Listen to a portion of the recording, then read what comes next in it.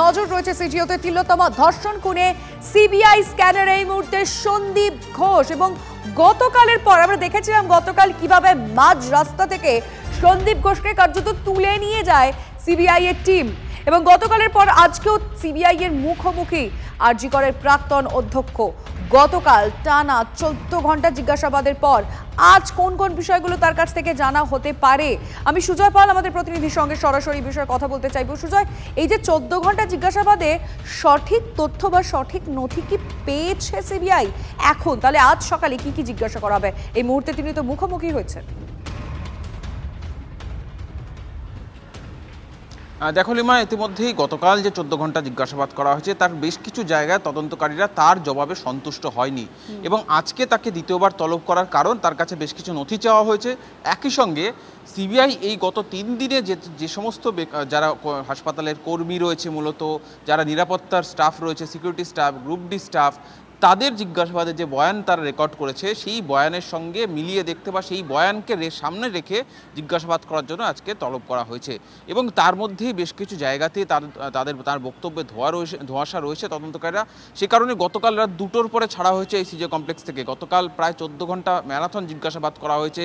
CBI অফিসারদের যে team বদল করে তাকে জিজ্ঞাসাবাদ করা হয়েছে। আজকে আবার তাকে তলব করা হয়েছে সেই জিজ্ঞাসাবাদের জন্য। তার মধ্যেই যেমন যে প্রশ্নটা আগেই বলছিলাম, যে একেবারে ঘটনার শুরু থেকে শেষ পর্যন্ত, অর্থাৎ হাসপাতালে এই যে মর্মান্তিক ঘটনা তিলোত্তমার, সেই ঘটনার শেষ পর্যন্ত ঠিক কী কী ঘটেছিল সেই একই প্রশ্ন যেমন হাসপাতালের গ্রুপ ডি স্টাফের কাছে জানতে চাওয়া হয়েছে, নিরাপত্তারক্ষীদের কাছে জানতে চাওয়া হয়েছে, একই প্রশ্ন সন্দীপ ঘোষের কাছেও জানতে চাওয়া হয়েছে। কিন্তু সন্দীপ ঘোষকে এই প্রশ্নগুলো করা যথেষ্ট গুরুত্বপূর্ণ, তার কারণ ঠিক সুজয়, তুমি সঙ্গে থাকো, আমি আসছি তোমার কাছে। এই প্রশ্নগুলো করা অত্যন্ত গুরুত্বপূর্ণ।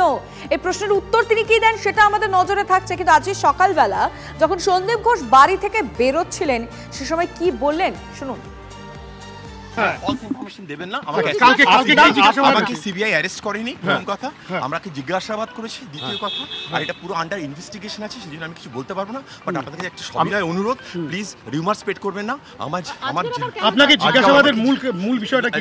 আর আরেকটা যেটা আমি দেখলাম কিছু মিডিয়াতে, যে সঞ্জয়কে সঙ্গে নিয়ে বসি, এগুলো কিন্তু পুরো ভুল। এগুলো কোনো এরকম কিছু হয়নি। আমাকে ওনারা জিজ্ঞাসাবাদ করেছেন এবং খুবই ভালো ব্যবহার করেছেন। একটাই প্রশ্ন করব আপনাকে, সবাই আপনাকে কেন মাস্টারমাইন্ড বলছে? আমি সুজয়ের কাছে আরেকবার ফিরে যেতে চাইবো। সুজয়, সন্দীপ ঘোষকে প্রশ্ন করে কোথাও কি মাথার খোঁজ করতে চাইছে এই মুহূর্তে সিবিআই?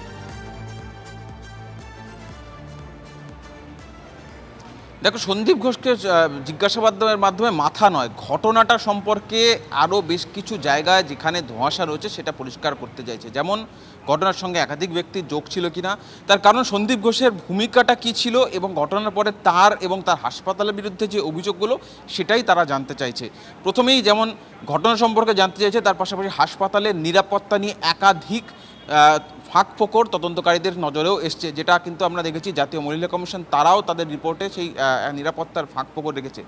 সেই বিষয়গুলি আজকে সন্দীপ ঘোষের কাছে স্পষ্ট করতে চায় তদন্তকারী, যে তিনি যে দায়িত্ব সামলাতেন তার ক্ষেত্রে এই যে হাসপাতালের মহিলাদের নিরাপত্তা, মূলত মহিলা নার্স, মহিলা চিকিৎসক যারা নাইট ডিউটি করেন, তাদের নিরাপত্তা নিয়ে কি তিনি কোনো ব্যবস্থা রেখেছিলেন? কারণ আর কোনো ভাবনা ছিল? পুলিশের সঙ্গে কি হাসপাতালের নিরাপত্তা নিয়ে তিনি বৈঠক করতেন? হাসপাতালের একাধিক জায়গায় আলো নেই, হাসপাতালে একাধিক জায়গায় বহিরাগতের প্রবেশ হচ্ছে। এই যে অভিযুক্ত সঞ্জয়, এই ধরনের বহিরাগতের প্রবেশটা আটকানোর দায়িত্ব কার ছিল? কারা দেখতো? পুলিশ দেখতো, নাকি সিকিউরিটি এজেন্সি দেখতো, নাকি হাসপাতালের কোনো কর্মী থাকতো যার উপরে এই দায়িত্বটা বর্তায় যে এই নিরাপত্তার বিষয়গুলি দেখা? মূলত তদন্তকারীরা এই বিষয়গুলি তার কাছ থেকে স্পষ্ট করতে চাইছে, যে কেন ঘটনাটি ঘটলো, ঘটনার ক্ষেত্রে গাফিলতি বা দায়টা কার। দেখা যাক কি কি তথ্য তিনি সিবিআই এর যারা আধিকারিক রয়েছেন, যারা অফিসার রয়েছেন তাদেরকে দেন, আমাদের নজর থাকবে। আপাতত ধন্যবাদ সুজয়। অন্যদিকে পুলিশের নিরাপত্তার ঘেরাটোপে সন্দীপ ঘোষের বাড়ি, এটা একটা বড় প্রশ্ন। কিন্তু গতকালের পর আজকেও আরজি করের প্রাক্তন অধ্যক্ষের বাড়ির ঢিল ছোড়া দূরত্বে পুলিশ মোতায়েন রয়েছে। 3 তলা বাড়ির ভিতরে কারা আছে স্পষ্ট নয়, কারণ বাইরে থেকে দেখে এটা বোঝা একেবারেই সম্ভব নয় যে বাড়ির ভিতরে কারা রয়েছে। কেউ সকাল থেকে বাড়ির বাইরে আসেননি। কেন সন্দীপের বাড়ির বাইরে পুলিশ পোস্টিং রয়েছে তার কোনো ব্যাখ্যা না, কোনো ব্যাখ্যা মেলেনি। সন্দীপকে নিরাপত্তা দেওয়া নিয়ে হাইকোর্টে প্রশ্নের মুখে পড়ে রাজ্য সরকার।